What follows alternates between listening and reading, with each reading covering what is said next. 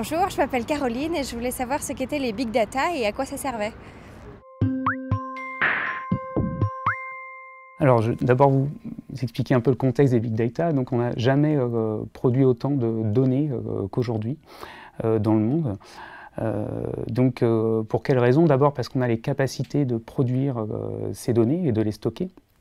Et puis ensuite, c'est lié à la digitalisation de la société. On produit énormément de traces à l'aide des nouvelles technologies, les Internet bien sûr, les smartphones, les téléphones portables. On peut penser aussi aux objets connectés, donc aujourd'hui la montre connectée, peut-être demain la voiture connectée. Les réseaux sociaux bien sûr, les médias sociaux et puis tout ce genre de nouveaux systèmes on va dire. Donc les big data, ce sont les données volumineuses, très volumineuses, qu'on va rencontrer dans les systèmes d'information aujourd'hui et sur Internet. Donc on peut dire que ce sont des données trop volumineuses en fait, des données qui vont être embêtantes à traiter.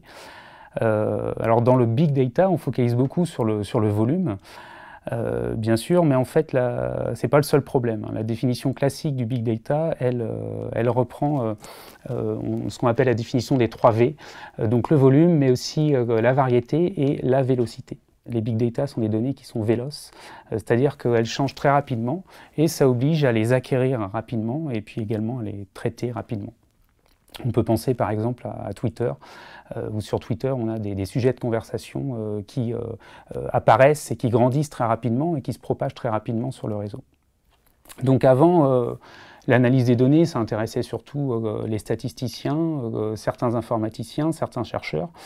Voilà. Aujourd'hui, l'analyse de données et la science des données se retrouvent vraiment sous le feu des projecteurs. Et on peut lire régulièrement que analyser les données permet de comprendre des phénomènes, ça permet de modéliser des comportements. Donc, par exemple, on peut penser, pour une entreprise, c'est très précieux de modéliser le comportement de ses clients. Ça permet aussi de faire de la prédiction, donc ce qu'on appelle l'analyse prédictive.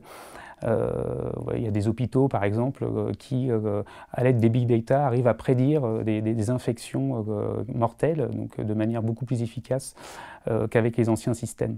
On peut dire qu'il y a une sorte de prise de conscience collective de la richesse que peuvent contenir les données et de l'importance de valoriser les données.